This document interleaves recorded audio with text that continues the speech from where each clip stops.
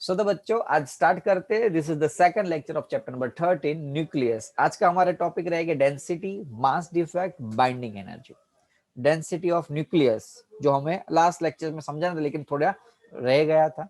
Mass defect, ये जो Einstein बाबा देख रहा है ना आपको, ये बाबा आइंस्टाइन वो कब से बता रहा है कि E is equals to mc square, तो वो क्या है उसके बारे में समझना है। और न्यूक्लियस की बाइंडिंग एनर्जी, भाई वो न्यूट्रॉन्स वो प्रोटॉन्स वो इस न्यूक्लियस में क्यों बंधे रहते हैं इतनी छोटी जगह पे, क्या होता है। वैसे तो प्रोटॉन प्रोटॉन के बीच में पॉजिटिव चार्ज होने की वजह से रिपल्सन लगना चाहिए अकॉर्डिंग टू कूलम्ब्स लॉ, हाँ कि ना बच्चों। न्यूक्लियस के अंदर यस सर। प्रोटॉन प्रोटॉन के बीच में वैसे तो रिपल्सन लगना चाहिए अकॉर्डिंग टू कूलम्ब्स लॉ। तो ऐसा तो क्या है, ऐसा तो कौन सा फोर्स है जिसको बाइंडिंग करके रखता है। ऐसा क्या है कि यूरेनियम के ऊपर न्यूट्रॉन का थ्रो करके जब उसको तोड़ते तो इतनी ज्यादा एनर्जी मिल रही है। और दूसरी चीज जो आप अभी मानने को तैयार नहीं हो कि मास और एनर्जी एक है, क्योंकि नहीं मानोगे, मुझे पता है, मैं भी नहीं मानता था, मुझे भी नहीं ऐसा लग रहा क्या सच में ऐसा होता है, वो आज फील करोगे। मास और एनर्जी एक्चुअली एक ही चीज है। मास और एनर्जी एक ही चीज है। हमारा जो बॉडी का जो मास है is nothing but one type of the energy. हमारी पूरी ब्रह्मा आप देखोगे भगवत गीता में या ऐसे पुराने शास्त्रों में ये चीज लिखी हुई है कि we just made from the cosmos energy. Okay क्योंकि मैंने जब विपश्यना साधना की थी ना तब वहां जाके वो समझा था इस बॉडी नक्सर होती है, इस एनर्जी का एक फॉर्म है। उसको जला दोगे मर जाओगे, बाद में क्या होगा, जला दोगे राख बन जाती है। उस राख को भी और जलाओगे तो वो एनर्जी बन जाती है। तो ये चीज आप फील करोगे सच में। It's very very very interesting lectures for this session. पूरे सेकंड 12th स्टैंडर्ड में आज का सेशन में आप जो चीज फील करोगे तो कभी नहीं फील किया होगा, कभी नहीं। And giving the 100% guarantee. बस आपका दिमाग और लॉजिक बंद रखना है, क्योंकि जितना ज्यादा लॉजिक लगाओगे तब ये चीज समझ नहीं पाओगे। आपको जो मैं बताऊं ना उसको मान लेना है तो ही चीज को फील कर पाओगे। क्योंकि अभी ऐसा नहीं मानोगे यार मास और एनर्जी सर कैसे पॉसिबल, ये हम एनर्जी से बने, ना ना ना ना सर, रेडिएशन होता है एनर्जी में, तो मास होता ही नहीं है। ये चीज आप सीखोगे। आप अभी तक जो भी सीखा उसका पूरा ऑपोजिट चीज सीखने वाले हो।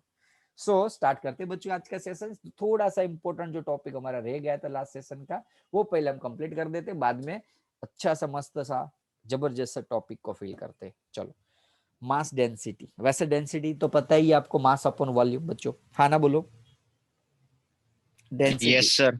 ओके तो यस बस उसी के बेसिस पे ये पूरा कॉन्सेप्ट है मास डेंसिटी का। ओके न्यूक्लियर डेंसिटी, न्यूक्लियस के अंदर जो डेंस, न्यूक्लियस के अंदर, न्यूक्लियस की बात कर रहा हूँ मैं, एटॉम्स की नहीं बात कर रहा हूँ। न्यूक्लियस की डेंसिटी कितनी है, जैसे कि लास्ट सेशन में आप पता हो तो हमने न्यूक्लियस साइज के बारे में सीखा था। वॉल्यूम कितना होता है, रेडियस कितना, किसके ऊपर डिपेंड होता है, वो हम डेंसिटी के बारे में आज देखेंगे।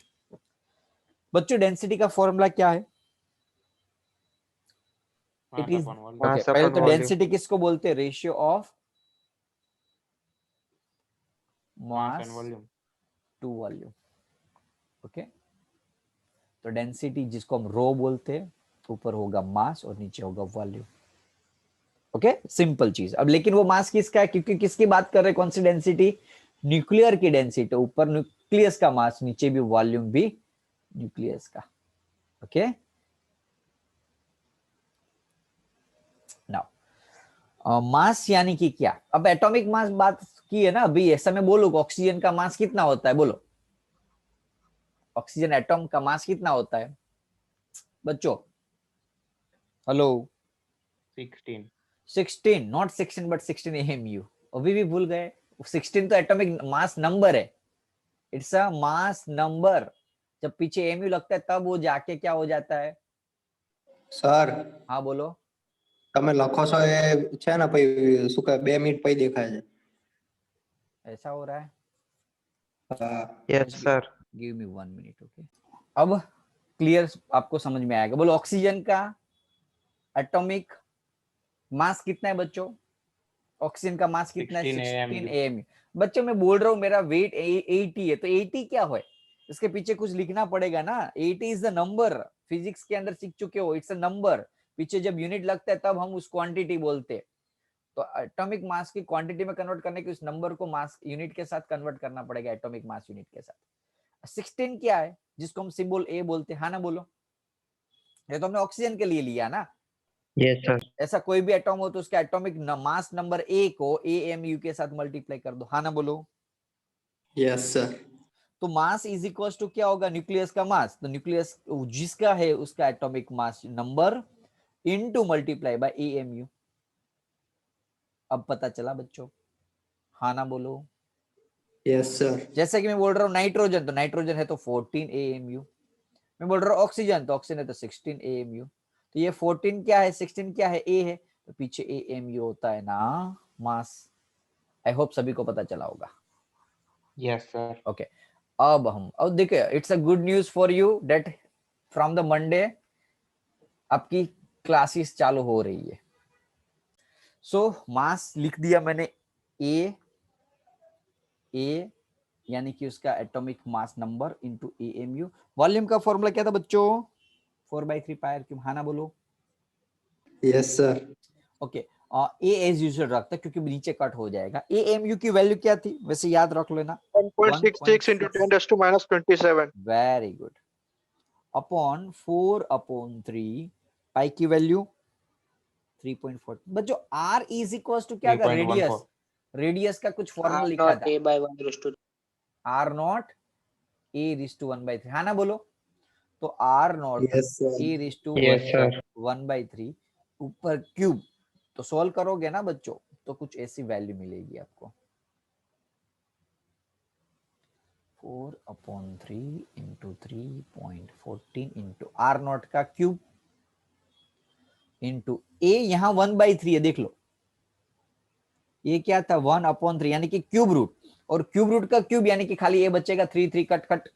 हेलो, आर के ऊपर कुछ नहीं है तो 1 3 जा 3 कर दिया, 1 3 जा 1/3 इंटू 3। अब मैथ्स के स्टूडेंट हो ऑलमोस्ट, तो ज्यादातर तो उसको तो बहुत इजीली, और 10th वाले बायो वाले भी इजीली पता चल रहा है क्योंकि 10th का कांसेप्ट है। अब जो आर नॉट की जगह क्या डालू, देखो ए खचप,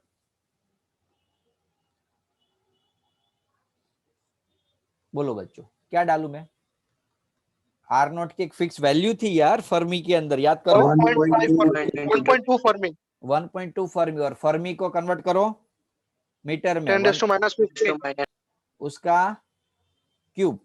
अब इसको कैलसी से करो, CBSE वाले कटिंग करके करो, जो भी करो, इसका आंसर आता है 2 इंटू 10⁻17, हाँ कि ना, 2:10⁻17। एनी डाउट बच्चों? No sir. No, देखो यहाँ मैंने ऑक्सीजन लिया होता तो यहाँ एक ही जगह क्या डालता मैं, 8, यहाँ भी एक ही जगह क्या डालता 8, तो भी कट हो जाता, तो भी आंसर यही होता। 16 हो, सॉरी 16, ऑक्सीजन होता तो 16 डालता, यहाँ भी 16 डालता तो भी ए कट हो जाता था। नाइट्रोजन होता तो भी 14 डालता, 14 डालता तो भी कट हो जाता था। समझ में आ रहा है ना बच्चों? क्लोरीन होता 35.5 डालता, यहाँ भी 35.5, ये ए है ना, यहाँ जो ए था कट किया हमने वे, ओके, तो भी कट हो रहा था। दैट मीन्स इसका मीनिंग क्या हुआ, इसका मीनिंग क्या हुआ बच्चों, कोई भी एटॉम्स हो, कोई भी एटॉम, क्योंकि एटॉम इसके ऊपर डिपेंड था ए के ऊपर, लेकिन ए तो कट हो जाता है, कोई भी एटॉम हो उसकी न्यूक्लियर डेंसिटी क्या होती है, सेम होती है। समझ में आया कि नहीं?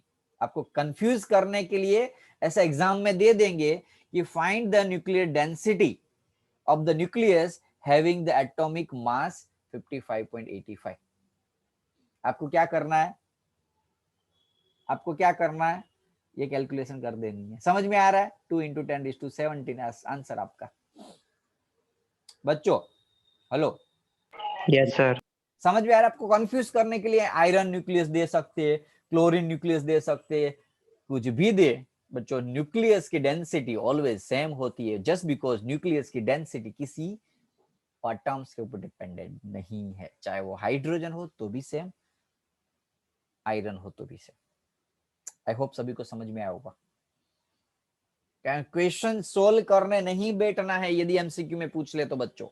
जब पूछा है न्यूक्लियस की डेंसिटी, चाहे वो आयरन हो, चाहे कोई भी टाइप का एमसीक्यू के अंदर कोई भी एटॉम्स दिया हो जो आपको पता भी नहीं, या फिर एग्जांपल में ऐसे दे देंगे, find the given the sorry find the nucleus density of, अब ऐसे अजीब टाइप का कोई एटम्स का नाम दे देखिए, स्ट्रोंशियम, चलो दे दिया स्ट्रोंशियम, अब पता ही नहीं है स्ट्रोंशियम का एटॉमिक मास क्या होता है, नंबर क्या होता है, कैसे सोल्व करो, आप तो सोल्व किए बिना रह गए ना। हेलो बच्चों, आप तो ऐसा सोचोगे मेरे पास एटॉमिक मास नहीं है तो मैं नहीं कर सकता, उसके अलावा तो उसके सिवा तो छोड़ के आ गए, गवा दिया ना मार्क्स खाली फुगट का। बच्चों भाई समझ में आ रहा है ना? Hello, Yes, sir. Yes. That, तो इससे ये पता चल गया ना कि न्यूक्लियस की जो डेंसिटी है, न्यूक्लियस की density do not depend, doesn't depend on atoms, ऐसा लिख सकते हो, it is same for all atoms. कोई डाउट बच्चों कैलकुलेशन में? No sir. फॉर्मूला No, लगा, sir. मास अपन वॉल्यूम, मास की जगह a इंटू 1 AMU, 4/3 पाई की वैल्यू डाली, r की जगह r0 a/3 वाला फॉर्मूला डाला, a तो ऊपर नीचे कट हो गया, जो r0 फिक्स कांस्टेंट टर्म है। जैसे देखो यहाँ अननोन टर्म कौन सा था, AMU तो कांस्टेंट टर्म था, पाई कांस्टेंट टर्म था, r था, r की सोल्व किया तो r0 आया, वो भी कांस्टेंट टर्म है, a जो अननोन था वो कट हो गया, तो बची वैल्यू सारी की कांस्टेंट वैल्यू थी, इसीलिए तो हम डाल सके ना विदाउट एनी एटॉम्स। हमने कहा ये ऑक्सीजन लिया था, कोई भी एटॉम्स के लिए जनरल फॉर्मूला डिराइव किया, जनरल वैल्यू डिराइव की, याद रख सकते हो 2 × 10⁻27, नहीं रख सकते हो रट्टा मार लो बच्चों, लेकिन याद रखना पड़ेगा। so it doesn't depend on the atom, it's same for all atoms। हाँ, नो डाउट न्यूक्लियस का जो डेंसिटी होती है, जब न्यूक्लियस के अंदर ऐसा ऐसा समझ सकते हो न्यूक्लियस है, या थोड़ा सा और बड़ा बना देते, समझ में आया? ये उसका सेंटर, थोड़ा मैं ऐसा एग्जैक्ट बना नहीं सकता हूँ, लेकिन जस्ट फील इट। तो जैसे जैसे आप दूर जाते जाओगे ये डेंसिटी कम होती जाएगी, नजदीक होगी बहुत ज्यादा डेंसिटी, वहां दूर जाते जाओगे डेंसिटी कम होती जाएगी, दूर दूर दूर जाते होगे। समझ में आया बच्चों? Hello, Yes, sir. Yes, sir. ये न्यूक्लियस है समझ लो। तो न्यूक्लियस में या नजदीक में बहुत सारे पार्टिकल्स एकदम होता है, और थोड़ा सा बाहर जाते जाओगे ऐसे खुले खुले आते जाएंगे, नो डाउट वहां भी उसको भी न्यूक्लियस, न्यूक्लियस इज कोई बाउंड्री नहीं है। काफी सारे स्टूडेंट ऐसे सोचते हैं कि ऐसा कुछ लेयर होगा उसमें सारे प्रोटॉन्स होंगे, ऐसा नहीं है बच्चों। ऐसा है न्यूक्लियस ऐसा होता है? नहीं नहीं नहीं नहीं नहीं, नहीं ऐसा ही होता है, वो बाउंड्री जैसा कुछ होता ही नहीं है, फिक्स होता है उसका, तो यानी कि वेरिएबल जैसी चीज है, it's not a fixed boundary. समझ में आ रहा है ना? ओके जिल्स, रिपीट कर रहा हूँ, समझो कि ये एटॉम्स है आपका और न्यूक्लियस, हम यहाँ से न्यूक्लियस बना रहे हैं, इसका मीनिंग तो ये तो नहीं है ना जैसे कि ये बाउंड्री है और उसके अंदर ही भरे हुए बाहर नहीं निकल सकते, ऐसा होता है बच्चों? नहीं, ऐसा होता है न्यूक्लियस। तो समझ में आया कि नहीं? अब बोलो, समझ में आया? Yes. न्यूक्लियस ऐसा होता है, कोई फिक्स बाउंड्री होती ही नहीं है, तो जब दूर जाते जाओगे ऐसा होगा, दूर जाते जाओगे तो उसकी जो डेंसिटी है वो कम होती जाएगी, देखो दूर दूर है यहाँ, और यहाँ नजदीक होगे तो एकदम नजदीक होगी, ऐसा है। अब थोड़े बाहर भी न्यूट्रॉन्स होते, प्रोटॉन्स होते, लेकिन वो छूटे छवाए होते, ऐसा। That is type 1 type of the nucleus. Any doubts बच्चों? Sure? No, sir. No, sir. Next topic लो, नेक्स्ट टॉपिक कौन है ये? ओके तो ये एग्जाम्पल है, लेकिन आपको मेथड यही करनी है, इसलिए मैंने आपको स्किप कर रहा हूँ, आप खाली बता दिया, लेकिन एग्जाम में आपको सोल्व करना पड़ेगा बच्चों। यदि एग्जाम में एग्जाम्पल के फॉर्म में पूछ ले तो सोल्व करना पड़ेगा, 2 × 10⁻17 लाना पड़ेगा। एमसीक्यू है तो याद रख लिया तो सोल्व करने की जरूरत नहीं है। ओके, एक अच्छा सा क्वेश्चन आपके लिए, जबरदस्त क्वेश्चन है जो एग्जाम में ज्यादातर पूछने के चांसेस है, टेक्स्ट बुक में तो नहीं है लेकिन फिर भी मैं आपको कर रहा हूँ, गुजरात बोर्ड की बुक्स का एक क्वेश्चन है जो आपको पूछ सकते हैं। चलो क्वेश्चन देखो पहले, आराम से समझो उसको।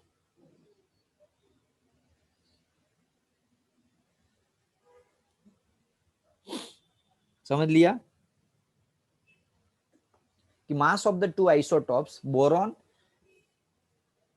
के 2 आइसोटॉप्स है, उसके मास दे दिए हैं आपको, atomic mass of the boron भी दे दिया है, find the proportion of this 2 isotope. Actually हमें अभी आगे के टॉपिक में क्लोरीन का क्या दिया था याद करो, 75%, 25%, ये क्लोरीन 35, ये क्लोरीन 75, याद, सॉरी 35, याद आया बच्चों? और हमें क्या फाइंड करना था, क्लोरीन का एवरेज एटॉमिक मास फाइंड करना था। अब यहाँ उल्टा है, एवरेज दिया हुआ है और ये प्रोपोर्शनलिटी फाइंड करनी है, कितने कितने परसेंटेज है। कॉन्सेप्ट क्वेश्चन समझ में आया पहले? Yes, sir. ओके अब वो प्रपोजल, पहले वो फॉर्मूला लगा देते, चलो ओके वो फॉर्मूला लगा देते। क्या था एवरेज की डेंसिटी का, सॉरी एवरेज एटॉमिक मास का,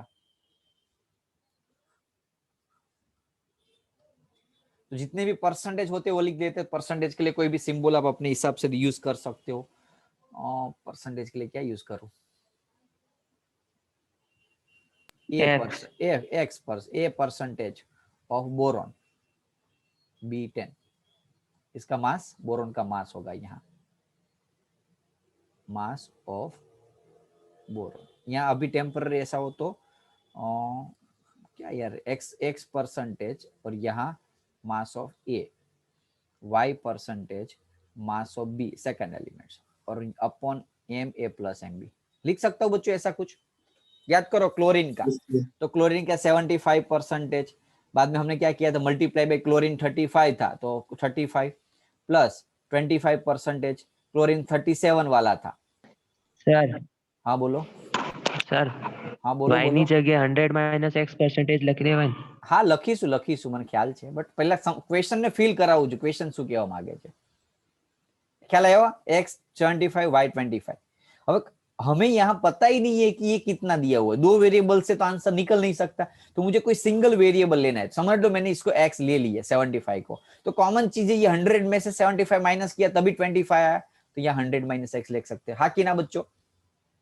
Yes, sir. Yes sir. तो यहाँ Yes, मैं sir. क्या करूंगा, यहाँ मैं क्या करूंगा, x की जगह x परसेंटेज और y की जगह 100 माइनस x, क्योंकि परसेंटेज होते हैं तो 100 ही होता है, तो x और मास ऑफ a जो बोरॉन की बात की है 10 वाला, plus 100 minus x mass of b 11 upon दोनों का मास कितना कितना दिया हुआ, सॉरी नीचे परसेंटेज यूज कर रहे थे, नहीं सॉरी x प्लस y, तो नीचे तो क्या होगा 100 ही आएगा ना, x प्लस y परसेंटेज, दोनों परसेंटेज का एडिशन करो, परसेंटेज ऑलवेज 100 होता है। बोलो समझ में आया बच्चों?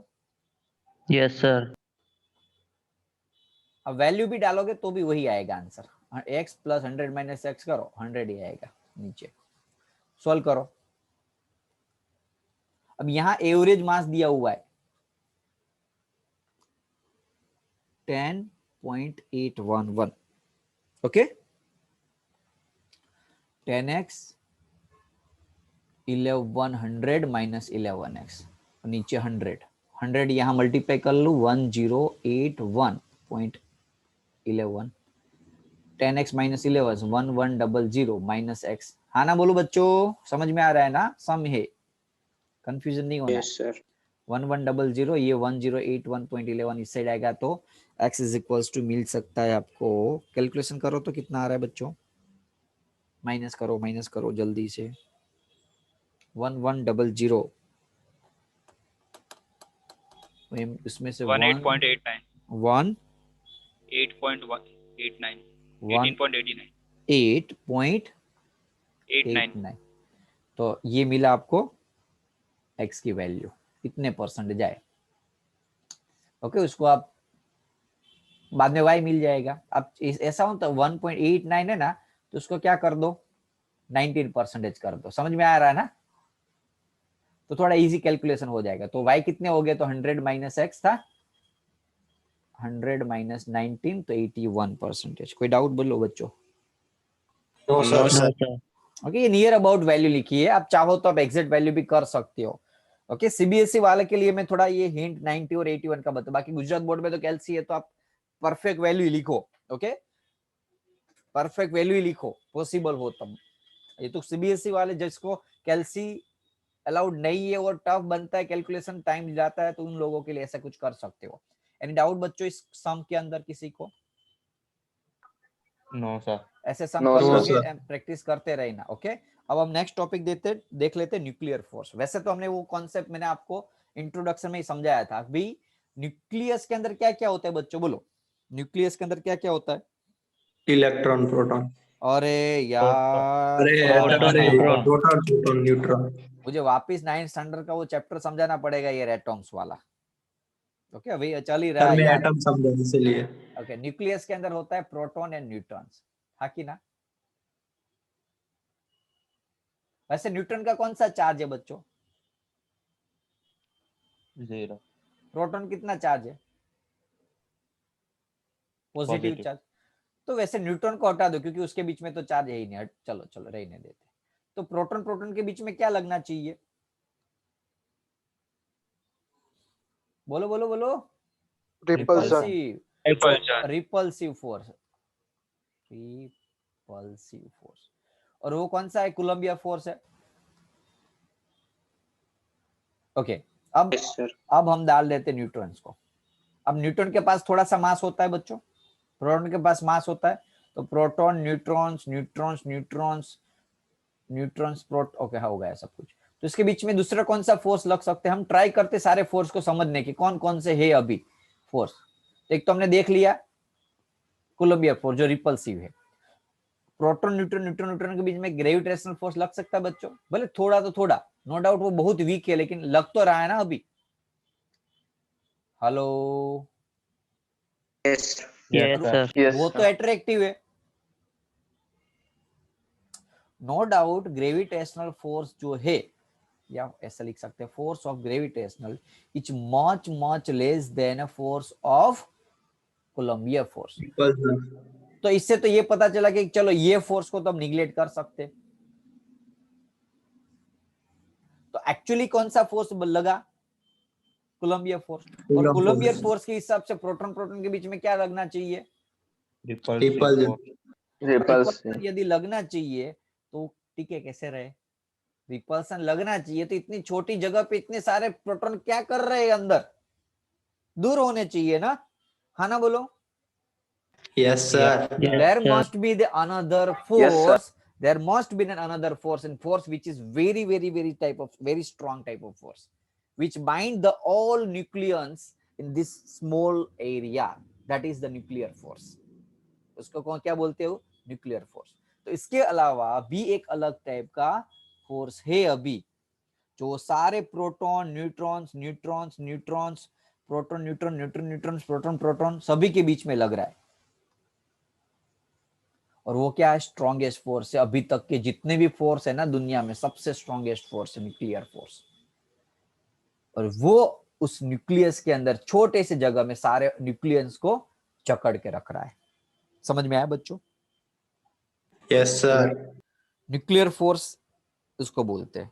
ओके और ये बहुत स्ट्रांग होता है, उसके बारे में डिटेल में तो मैं इतना ज्यादा नहीं बात कर रहा हूँ, लेकिन जो ग्राफ दिया उससे क्या पता चला। ओके ये चीज ये समझ लो। पहली चीज आपको पता है ये ग्राफ में न्यूक्लियर फोर्स में यहां तक बहुत ज्यादा फोर्स है, एनर्जी ज्यादा है। कहां तक? यहां तक, ये डिस्टेंस तक। वो डिस्टेंस कितना है? फेरोमीटर है तो 1 से भी कम डिस्टेंस, तो नियर अबाउट ये वैल्यू होती है 0.8 फेरोमीटर। कितनी होती है?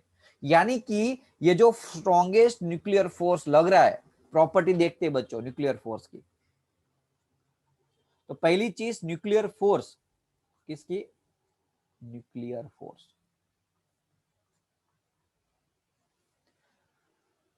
तो पहली चीज तो ये कौन सा है? स्ट्रॉन्गेस्ट फोर्स है, स्ट्रॉन्गेस्ट फोर्स है, हाँ कि ना बच्चों?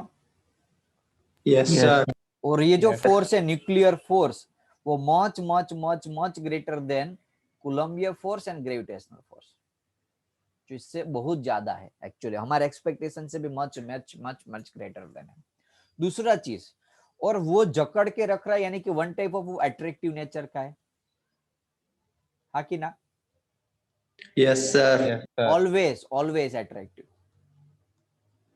ऑलवेज अट्रैक्टिव है। अब इससे ये नहीं पता चल रहा है कि सर चलो ये प्रोटॉन प्रोटॉन के बीच में ही लग रहा है, नहीं ऐसा नहीं है। ये प्रोटॉन न्यूट्रॉन के बीच में भी लगता है और न्यूट्रॉन न्यूट्रॉन के बीच में भी। इसका मीनिंग क्या? इसका मीनिंग क्या बच्चों? यहाँ न्यूट्रॉन के पास चार्ज है No, No, sir. sir. तभी लग रहा है न्यूट्रॉन न्यूट्रॉन के बीच में, हाँ देख लो। यानी कि वो चार्ज के ऊपर डिपेंडेंट नहीं है, doesn't depends on the charge. समझ में आ रहा है ना?